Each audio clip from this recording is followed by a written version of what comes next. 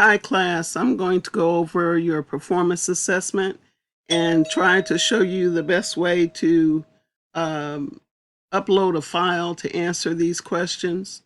When you're doing this performance assessment, when it asks you questions, you have a choice of either answering all the questions on a piece of paper and then taking a picture of those answers and then texting the picture to me or emailing it as an attachment to me. Another method is to make a Word document, and that's the part I'm going to actually demonstrate on here. You could make a Word document and then upload either files for each individual answer to a question or upload the whole entire uh, document at one time to answer the questions. So it's going to be your choice. I'm going to mainly go over answering the whole entire performance assessment on one document and uploading it.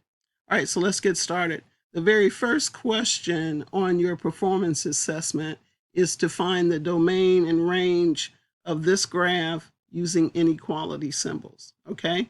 So you know that this full circle or filled in circle means that it includes this value. So for domain, we're looking at the X values, and for range, you're looking at the Y values from this point down to this point right here.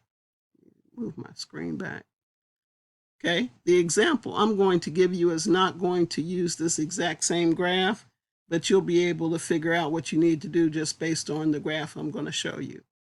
Okay, question number 2. Question number 2 is asking you to come up with an equation for this graph right here. And it's also asking you to identify all the characteristics of the parabola. What is the axis of symmetry? What's the vertex? What's the y-intercept, x-intercept? What are the zeros, etc.? Okay, so I'm going to go over how you will be able to answer these questions, and I'm going to show you how you would click this button right here to add a file. So like I said, let's suppose I just wanted to answer the first part, which was the domain and range of that function using inequalities. Then I would answer that, and then I would upload either that picture or what was on my Word document right there. Okay, then I could go down and answer the next question. Notice that each one of the questions has an add file button. So that's why I said you can either answer each one individually and then upload the file to answer that, or you could do everything on one document. Okay, this one's asking about the equation using vertex form. This one is asking for x-intercepts, y-intercepts, the vertex, the zeros, and then this one is asking maximum or minimum. Now notice here, for maximum or minimum, you have a chance to choose which one you want. So when you're choosing them, you would just click on whether you want it maximum or whether you want it minimum, okay? And whichever one answers that question. So since this is such a either or, it's going to either be a maximum parabola or a minimum parabola. These answer choices are on the performance assessment itself, and you just choose either one of them, whichever one's correct, okay? Then the next part was axis of symmetry. So that would also be an add file button. Then there's question 2B, which is the same as 2A, but a different graph, okay? So let's get started with the example. All right, in this example, this is the graph that we're going to use. In order for you to get a Word document in the first place, you find Word as an app on your computer and you double click on it, and it will take you to this place that I'm getting ready to show you. If I had a new one, I would have a blank Word document, and then I could just start typing whatever I wanted to type into that Word document, or put pictures or whatever I wanted to do to answer my question. So that's how you would get started. What you have here, this says document 4. You might want to change the name of it, so that's up to you. You can do file and then save as a particular name wherever you want to locate it if you don't answer everything all at once on your when you're doing your performance assessment. Let's say you start it tomorrow and then you don't finish it until Saturday. Well, you might want to keep a name, so you will want to save as, give it a name, and then choose where you're going to have it stored. And that way, when you go back into it, it'll be right there wherever you left off. Okay. So what we're going to do is we're going to go back to our document, my document. There it is. Okay. All right. Sorry about that. Okay. So this is mine. I've already put the graph in there to give you an example. And our very first question on here is, what is the domain and the range? And so let's go over how you would determine the domain and range.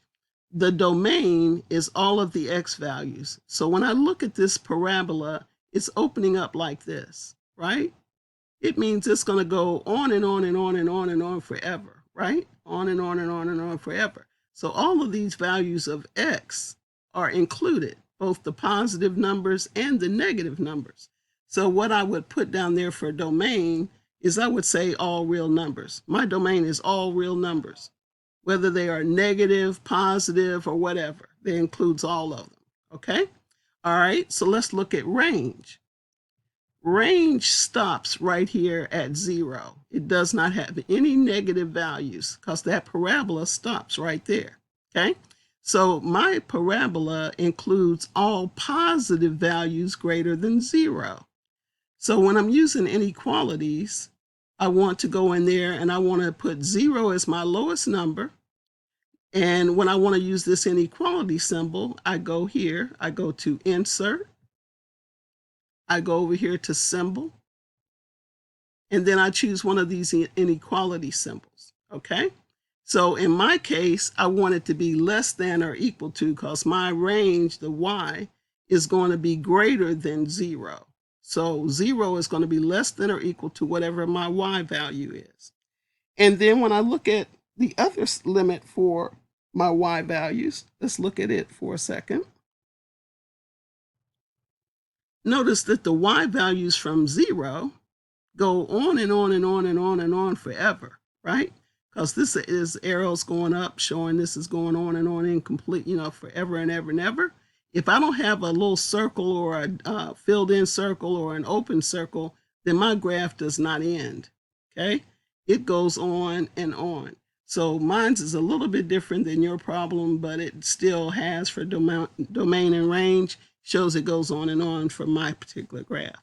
So for here, I have that my range is going to be less than or equal to all positive real numbers. Notice that the range does not have any negative numbers, but it does have ones and 1/2 and all that kind of stuff. So any kind of square root, any kind of, pi would be included. Any of those numbers are included as long as they are greater than 0, okay? So in my range, I would then be correct to say that it is less than or equal to all positive real numbers. That's the value of y, okay? All right.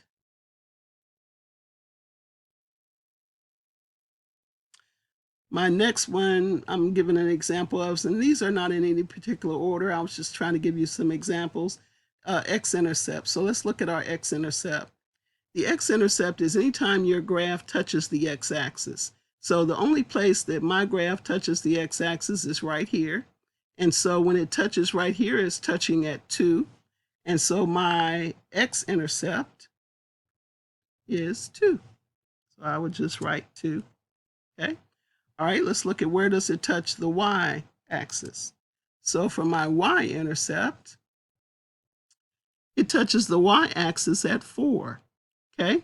So in this particular example, I would want to put for y-intercept, I would want to put a 4 there, okay? So I've answered those questions already. So then I'm going to look at my next question. It says axis of symmetry. My axis of symmetry is right here. Now, I'm going to give you some information about axis of symmetry. Whatever your vertex is, your axis of symmetry is always your x coordinate. So let's look at our vertex in this case. Our vertex is 2, 0, 2, 0. So that means my axis of symmetry, the part that splits this parabola in half, is 2. So for my axis of symmetry, I'm going to put 2. Now, just as a reminder, your x-intercepts, your roots, and all those things aren't necessarily always going to be the same as this. I'm just giving you an example here that the x-intercept and the axis of symmetry happen to be the same thing. Another way of answering axis of symmetry is to just say x is equal to 2. So you can do it that way as well. All right. And next, they're asking us about the zeros.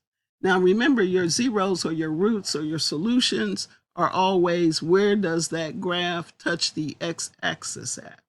So since a parabola has these two sides, it's a possibility that it could touch the x-axis in 2 places, or no places. So you could either have 2 roots, 1 root, or no roots. So in this particular case, our parabola has 1 root because it only touches the x-axis in 1 place.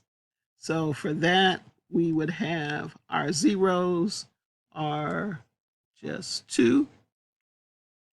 Not saying that there are 2 zeros, though that is my 0, is 2. Okay? All right, and another way to say that also is x equals 2. All right, so both of these two things are answering it. This is not an ordered pair. The zeros are your where does it touch the x-axis, or what are your x-intercepts? And it touches at 2 on the x-axis. Now, there is nothing wrong with saying that your zeros were 2, 0, and whatever else it might be if you had 2 of them. But in this case, we're just going to put that the zeros are 2. All right, let's look at vertex. Our vertex is the end of your parabola. And in this case, our vertex is the coordinates here, 2, 0. And vertex does have to be answered as a ordered pair. So for my vertex, I would put 2, 0. Okay? All right, now for our biggie, our question that talks about changing to an equation.